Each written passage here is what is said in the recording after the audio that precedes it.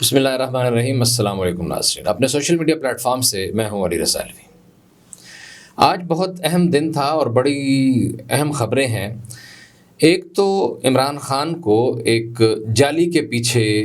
Saddam Hussein اور حسنی مبارک کے انداز میں آج ان کے مقدمے کی سماعت ہوئی ہے اور وکیلوں سے بھی اسی طرح ملاقات ہوئی ہے، اور یہ بھی کہا جا رہا ہے، وکلاء کا کہنا یہ ہے کہ جیسے سلاخیں تھیں اور سلاخوں کے پیچھے تھے اور مکمل طور پر سماعت کے دوران وہ خاموش رہے، اور وہاں اور کیا کچھ ہوا یہ بھی آپ کو بتائیں گے۔ دوسرا آپ کو یہ بتائیں گے کہ تیار ہو جائیے، اگر آپ کی ماہانہ آمدن 50,000 روپے ہے تو عالمی بینک نے تجویز دی ہے کہ 50,000 روپے مہینہ کمانے والے کے اوپر بھی ٹیکس لگا دیں، اور جو 5 لاکھ روپے مہینہ کماتا ہے وہ 1.25 لاکھ روپے سرکار کو دے کے باقی پیسے گھر لے کے جائے گا، اور اگر آپ کے پاس 12 ایکڑ رقبہ ہے تو پھر آپ بھی ٹیکس دینے کے لیے تیار ہو جائیں۔ اس حوالے سے کیا کیا تجاویز آئی ہیں وہ بھی آپ کو بتائیں گے، اور پروگرام کے آخر میں یہ بھی بات کریں گے کہ ایک عجیب و غریب بات ہوئی ہے اسلامی جمہوریہ پاکستان میں۔ ایک ایف آئی آر درج ہوئی ہے وزیر آباد میں، اور ایف آئی آر بھی کسی شہری نے نہیں کرائی، ایک پولیس انسپیکٹر کے ایس آئی کے مدعیت میں ہوئی ہے کہ نواسہ رسول امام حسین علیہ السلام کے قاتل کو برا بھلا کہنے کے اوپر ایف آئی آر درج ہو گئی ہے۔ کیا عجیب بات ہے، اس پہ بھی بات کریں گے، لیکن پہلی خبر کی طرف بڑھتے ہیں۔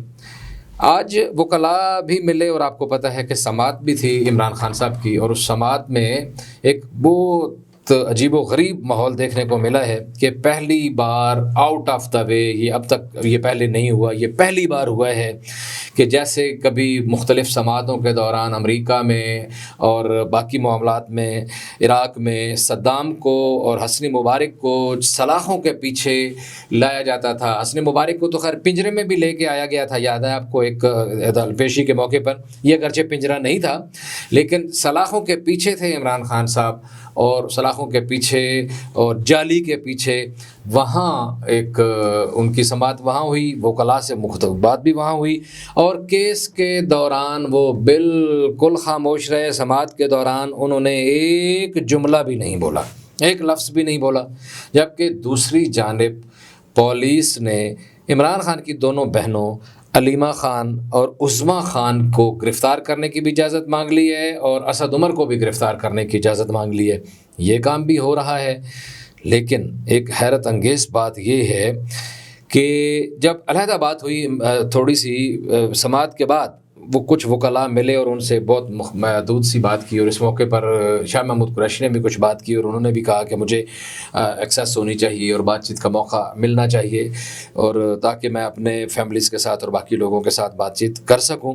تو اس صورتحال کے بعد عمران خان کے وکیلوں کا یہ کہنا ہے کہ ان کو یہ لگتا ہے کہ عمران خان کو سائفر کیس میں بہت جلد سزا ملنے کا امکان ہے، ایسے ان کو لگ رہا ہے، تیور سے ایسے لگ رہا ہے، کیونکہ ان کی سختیاں مزید بڑھتی چلی جا رہی ہیں، اور جلد از جلد یہ سماعت مکمل ہوگی ان کے خیال میں، جلد از جلد اس کیس کی سنوائی ہوگی بڑی تیزی کے ساتھ، اور بڑی تیزی کے ساتھ یہ کیس مکمل ہوگا، اور تیزی کے ساتھ ہی ان کو یہ لگتا ہے، وکیلوں کو یہ لگتا ہے، ظاہر ہے جج کیا کہیں گے، عدالتی فیصلے کیا ہوں گے قبل از وقت میں تو کچھ نہیں کہہ سکتا، لیکن وکیلوں سے جن سے ہماری آج بات ہوئی ہے، عمران خان کے وکلاء سے، ان کا اپنا خیال یہ ہے کہ ان کو یہ نظر آ رہا ہے کہ عمران خان کو سائفر کیس میں بہت ہی زیادہ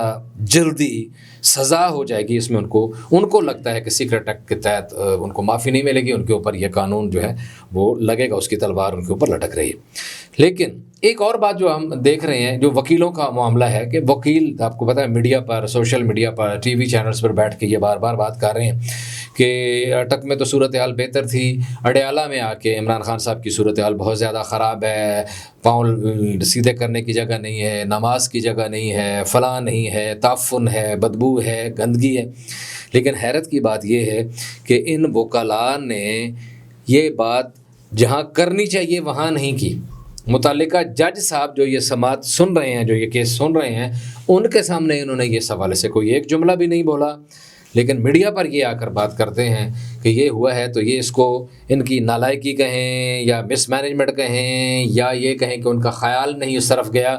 حالانکہ اگر میڈیا پہ بات جا رہی ہے تو جج کے سامنے یہ بات ہونی چاہیے تھی تاکہ اس کے اوپر ایکشن بھی ہو. اور آپ کو یہ بھی پتہ ہے کہ ان کی پہلے 9 درخواستوں پر جو ہے عمران خان صاحب کی ضمانت جو ہے وہ بحال ہو چکی ہے. اس میں بھی ایک اور وکیلوں کے حوالے سے بتا دوں کہ 10 اگست سے ان کی وہ نیب کے جو دونوں کیسز ہیں القادر والا اور توشہ خانہ والا, اس میں ان کی وہ ضمانت جو ہے وہ ختم ہو چکی ہے. انہوں نے دوبارہ ابھی تک درخواست تھی جو ہے 4 اکتوبر تک درخواست دائر نہیں کی. اتنا عرصہ یہ وکیل جو ہیں یہ سوئے رہے ہیں کہ انہوں نے درخواست ہی دائر نہیں کی, اور ابھی یہ درخواست ہے اور ابھی اس کے اوپر جب سنوائی ہوگی, اور اگر سنوائی ہوتی ہے اور سائفر کیس میں ان کی ضمانت اگر ہو بھی جاتی ہے تو اس کیس میں ان کو گرفتار کر لیا جائے گا, نیب جو ہے ان کو پکڑ کے لے جائے گی, نیب کے حوالے کر دیا جائے گا, اور نیب کے اگر حوالے کر دیا جاتا ہے تو پھر 30 دن تو کم از کم ان کی ضمانت بالکل نہیں ہو سکتی. یہ ایک معاملہ تھا اور اس کے حوالے سے. اور ابھی دوسرا جو اس میں علیمہ خان اور عظمیٰ خان دونوں بہنوں کی گرفتاری کے حوالے سے بھی یہ کہا گیا ہے کہ پولیس کہتی ہے کہ JIT نے جوائنٹ انویسٹیگیشن جو ٹیم ہے اس نے کہتے ہیں جی لکھا ہے, انہوں نے لکھ کے دیا ہے کہ 9 مئی والے حملوں میں ان کے شواہد موجود ہیں, اور وہ یہ بھی کہتے ہیں جناب کہ وہاں موجود بھی تھیں, اور اس حوالے سے ان کو گرفتار کرنے کی اجازت دی جائے, یہ اجازت مانگی گئی ہے. اور اس کے ساتھ اسد عمر کی بھی بات کی گئی ہے, ان کی گرفتاری کی بھی اجازت مانگی گئی ہے. تو خلاصہ یہ ہے کہ عمران خان صاحب کے ارد گرد اب گھیرا مزید تنگ ہونا شروع ہو گیا ہے. یقیناً ظاہر ہے کہ ان کی بیگم جو ہیں بشرا بی بی, وہ بھی مقدمات کی سماعتوں میں جب بار بار عدالتوں میں پیش ہو رہی ہیں, اور اگر اب ان کی دونوں بہنیں جو ہیں وہ بھی گرفتار ہوتی ہیں تو یہ یقیناً ان کے لیے ایک مزید ذہنی ٹارچر ہوگا, نفسیاتی ٹارچر ہوگا. مسائل جو بھی ہوں گے, فیصلے جو بھی ہوں گے, سامنے جو بھی آئے گا, شواہد ثابت ہوتے ہیں نہیں ہوتے ہیں, جو بھی ہوتا ہے, لیکن بہرحال ظاہر ہے کہ یہ ان کے گرد گھیرا جو ہے مسلسل تنگ ہوتا جا رہا ہے اور مزید شکنجہ عمران خان کا کسا جا رہا ہے. اب آئے جائیں جی دوسری خبر, وہ بہت بری خبر ہے, کوئی اچھی خبر نہیں ہے پاکستان کے شہریوں کے لیے, کہ عالمی بینک نے پاکستان سرکار کو تجویز دی ہے جناب کہ اپنا کوئی شہری جو 50,000 روپے مہینہ کما رہا ہے اس کے اوپر بھی ٹیکس لگا دے. اب اگر اس 50,000 کی ڈالروں میں آپ اماؤنٹ نکالیں تو آپ کو اندازہ لگ جائے گا کہ کتنے ڈالر مہینے کی آمدن بنتی ہے. اور ذرا بندہ ان سے پوچھے کہ کیا اس طرح اتنی آمدن والوں کے اوپر آپ کے ہاں بھی ٹیکس ہوتا ہے کہ نہیں ہوتا ہے؟ پاکستان کے شہریوں کے اوپر ظلم کرنے کے اوپر کیوں IMF اور عالمی بینک اور عالمی ادارے تلے ہوئے ہیں, کیوں ذلیل و خوار کر رہے ہیں پاکستان کی شہریوں کو؟ اور صرف اس پہ انہوں نے نہیں اکتفا کیا, بہت اس سے اوپر ستم بعد آیا ستم یہ ہے کہ اس تجویز میں یہ بھی کہا گیا ہے کہ جس کی ماہانہ آمدن سالانہ نہیں حضور, ماہانہ آمدن 5 لاکھ روپے ہے, اس کو 2.25 لاکھ روپے ٹیکس لگایا جائے, 35% اس کے اوپر ٹیکس لگایا جائے, وہ 2.25 لاکھ روپے سرکار کو دے کے باقی پیسے گھر لے کے جائے. یہ بہت ہی افسوسناک اور ظلم والی خبر ہے, بڑی تکلیف والی خبر ہے. اگر ایسا ہو جاتا ہے, اللہ کرے حکومت ایسا نہ کرے, تجویز یہی آئی ہے, اگر یہ ایسا ہو جاتا ہے تو بہت زیادہ خطرناک بات ہے. یہ تو بات ہی تنخواہ دار طبقے کے لیے, اگر آپ کا تعلق زمیندارے سے, اگر آپ کا تعلق کاشتکاری کے شعبے سے, تو اگر آپ کے پاس ٹوٹل 12 ایکڑ رقبہ ہے, حالانکہ 12 ایکڑ والا کوئی بڑا ذمہ دار نہیں ہوتا, بیچارہ بڑی مشکل سے اپنا پیٹ پالتا ہے, بڑی مشکل سے اس کے وہ کھادوں کے اور پانی کے اور باقی پیسٹیسائڈز کے اور باقی ساری ایشوز کے جو خرچہ اخراجات ہیں اور مزیروں کا حصہ, اور کچھ بچتا ہی نہیں ہے. وہ بل بھی زیادہ ہو جاتا ہے بعد میں, جو گندم یا فصل اٹھاتا ہے, چاول اٹھاتا ہے, جو بھی کاشتکار ہے جو اٹھاتا ہے, وہ اتنی آمدن نہیں ہوتی جتنا اس کا بیچارے کا پہلے ادھار پڑا ہوتا ہے, تو اس کے اوپر بھی ٹیکس لگے گا جناب. اور اس کی بھی تیاری جو ہے کمر باندھ لی گئی ہے جناب کہ اشرافیہ نے, کیونکہ آپ نے تو خرچے کم نہیں کرنے, شہریوں کی جو ہے اس کو نچوڑنا ہے جتنا بھی زیادہ نچوڑا جا سکے. اور اس کے بدلے میں, حالانکہ ترقی یافتہ دنیا میں ٹیکس اگر لگایا جاتا ہے تو اس کے بدلے میں مراعات بھی دی جاتی ہیں, اس کے بدلے میں ویلفیئر اسٹیٹس کا کنسیپٹ ہوتا ہے, اس کے بدلے میں ریاست ذمہ دار ہوتی ہے آپ کی جان کی, آپ کے مال کی. آپ کا سائیکل چوری ہو گیا, ریاست نے لے کے دینا ہے. آپ کی کار چوری ہو گئی ہے, ریاست نے لے کے دینی ہے. آپ کی گاڑی چوری ہوگی حکومت نے لے کے دینی ہے، آپ کا کوئی چور ڈکیت کوئی ہے تو اس کو انہوں نے پکڑنا ہے۔ ہمارے یہاں تو اللہ کا فضل ہے، ایسے ہی بس چل سو چل ہے، لیکن ٹیکس انہوں نے ضرور لینا ہے اور زیادہ سے زیادہ دبا کے لینا ہے۔ حالانکہ ہم تو کہتے ہیں ٹیکس چوروں کو پکڑنا چاہیے جو بڑے بڑے مالدار ہیں، جن کی تجوریاں بھری ہوئی ہیں، لیکن غریبوں کو نچوڑنے سے اگر تھوڑا سا مہربانی فرمائیں تو بڑی نوازش ہوگی ان کی۔ اور آخری خبر بڑی اس سے بھی افسوسناک ہے کہ یہ اسلامی جمہوریہ پاکستان ہے جناب۔ اس اسلامی جمہوریہ پاکستان میں مدثر صاحب نامی ایک شخص، میں اس کو صاحب تو نہیں کہوں گا کہ ایسا بندہ صاحب کہلوانے کا تو حقدار بالکل نہیں ہے، کہ اس نے ایف آئی آر کاٹی ہے جناب، اور یہ ایف آئی آر کٹی ہے 25 ستمبر 2023 کو، یعنی یہ چند دن پہلے ستمبر میں 25 ستمبر کو یہ ایف آئی آر کٹی ہے۔ اس ایف آئی آر میں کیا کہا گیا ہے جی کہ، اور ایف آئی آر کا پہلے آپ کو نمبر بتا دوں، ای ٹیگ نمبر SWZR 9262023-5015، یہ ایف آئی آر کٹی ہے جناب، زیر دفعہ 291A، زیر دفعہ 295A اور تے پہ، اور یہ وہ جو بھی ہے اس کا دفعات مزید ہیں۔ اور تنخواہ اس میں کہا لکھا ہے، انہوں نے کہا ہے کہ جناب فلاں بندہ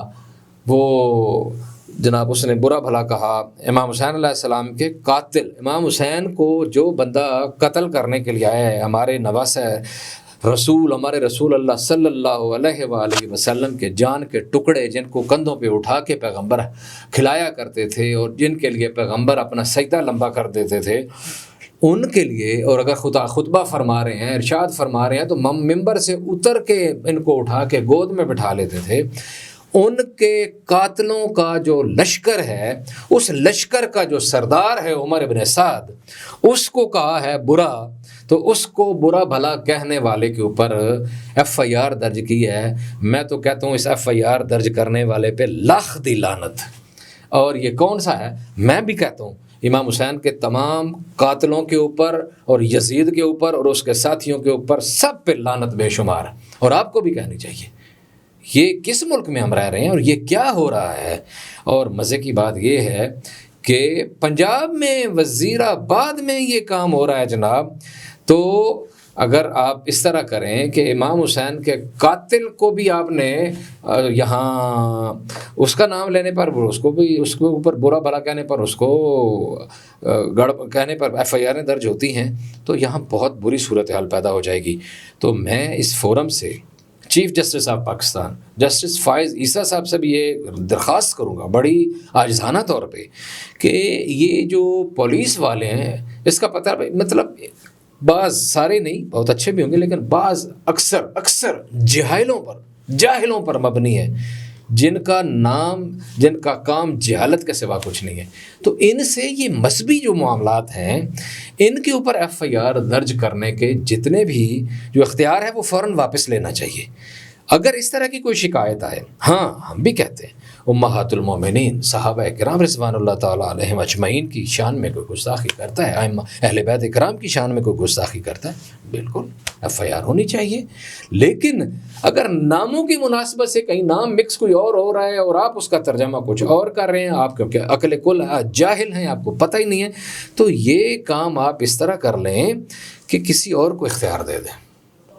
اس کے لیے کوئی کمیٹی بنائیں، کوئی قانونی کوئی چیز بنائیں، کوئی متعلقہ ڈسٹرکٹ لیول پہ، صوبے کے لیول پہ کوئی ایک فورم تشکیل دے دیں۔ اگر اس طرح کی کوئی شکایت آئے، اس کو وہ کمیٹی دیکھے، اس میں مختلف علماء کو بھی شامل کر لیں، پولیس کو بھی، مختلف افسران کو شامل کر لیں، کوئی ریٹائر جج شامل کر لیں، وہ اس درخواست کو دیکھے، جو بندہ واقعی اس پہ گلٹی ہے اس کو سزا دی جائے، اس کے اوپر ایف آئی آر ہو، اس کو سزا دی جائے۔ لیکن اب یہی مسئلہ ہے کہ یہ بہت سارے دین کی آڑ میں، اسلام کی آڑ میں، اللہ اور رسول اللہ صلی اللہ علیہ وآلہ وسلم کی پاک ذات کی آڑ میں لوگ اپنی جو دشمنیاں نکالنے کی کوشش کر رہے ہیں، تو اس سے گریز کرنا چاہیے، اس کا راستہ روکنا چاہیے۔ اور ہاں جی، جاتے جاتے ایک ہی بات وہ یہ ہے کہ میرے سوشل میڈیا پلیٹ فارم جو ہے نا، وہ کہہ رہے ہیں کہ علی رضا علوی صاحب، لوگ آپ کو بہت محبت سے دیکھ رہے ہیں، بہت پیار سے سن رہے ہیں، ڈیٹا آ جاتا ہے نا، پتہ چل جاتا ہے کس نے کہاں سے دیکھا گیا، کس عمر کے لوگوں نے دیکھا، کیا کیا۔ لیکن وہ کہہ رہے ہیں کہ بہت زیادہ لوگ دیکھ کے تو بس منہ موڑ کے چلے جاتے ہیں، ایویں ہی مونڈا دے کے سبسکرائب نہیں کرتے، فالو نہیں کرتے، تو آپ تو بہت اچھے ہیں، آپ ضرور فالو کریں، ضرور سبسکرائب کریں، تاکہ آپ کا اور ہمارا رشتہ بن جائے اور ہم مسلسل ایک دوسرے سے جڑ جائیں اور رابطے میں رہیں۔ بہت شکریہ۔